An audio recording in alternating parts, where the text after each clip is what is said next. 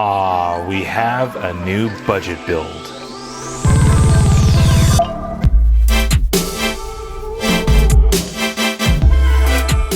Rich here from the RCNetwork.com, and today we are taking a look at my newest build. This is the TRX-4 Sport unassembled kit from Traxxas. Decided I wanted to do kind of like a budget series on the TRX-4, and of course the Sport kit is right in line with a good budget build that is top quality. Now, what's so nice about the Sport kit is it doesn't have all the bells and whistles like the locking differentials or the 2-speed. Also doesn't have any electronics. You get to paint your own body and assemble the kit, but it is super easy. Now, what I really like about a kit version is you do get to build it yourself, find out how this thing actually assembles, and then of course drop in some electronics and make this thing run on your own. Now, make no mistake, the TRX-4 platform is just absolutely amazing. I've been enjoying my chassis kit here that I kind of build up from the ground up and really made it my own. I love this kit. Out of any kit that I have to date, I always go for this one if I just want to go have some fun and go out on the rocks.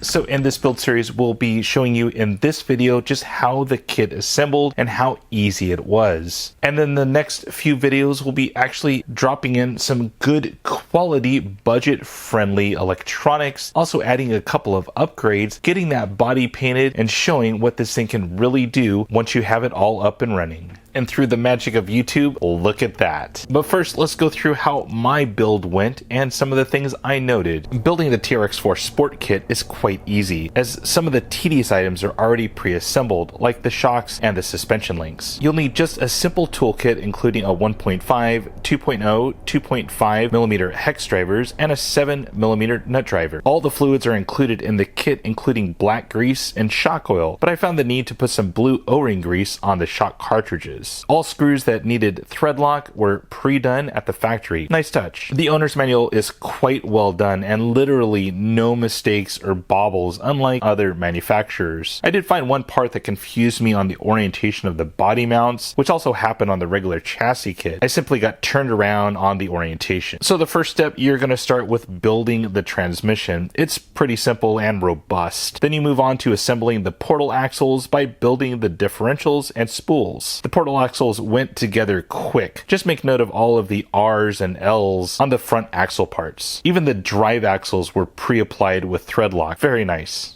And already it's time to assemble the C-channel chassis. A power driver comes in handy for this. The shocks were pre-assembled, you just need to add the included shock oil, but not too much to prevent leaking. If you add too much shock oil, it'll create pressure and then making them leak. Now it's time to put it all together. The axles, the links, which were pre-assembled, the shocks, all onto the chassis. One of the last steps is adding the drive shafts, and the slider is complete. Now the big bag of parts to dress this thing up. Bumpers, rock sliders, body mounts, all get added on. Traxxas even lets you know exactly where to set the mounts and the bumpers. Nice. The wheels and tires were already pre-assembled, but they just need to be glued and vented if you prefer to do that. The most amazing thing was dropping the body on. It's 100% pre-cut and has all the pre-cut holes for the included molded plastic parts. What a time saver. It fit perfect the first time. No adjusting, no retrimming or anything. It just fit perfectly. Now I just need to add paint to the body and add on all the plastic parts to the body. Now I haven't added all of the molded plastic parts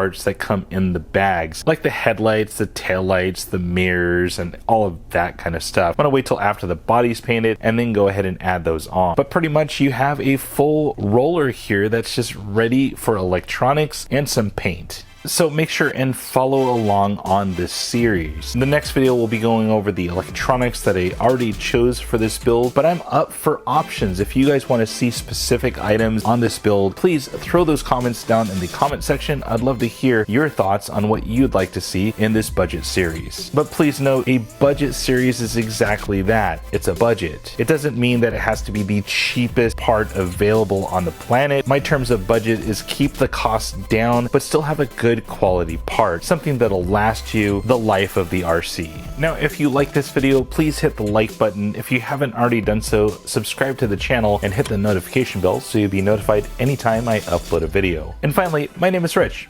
Thanks for watching.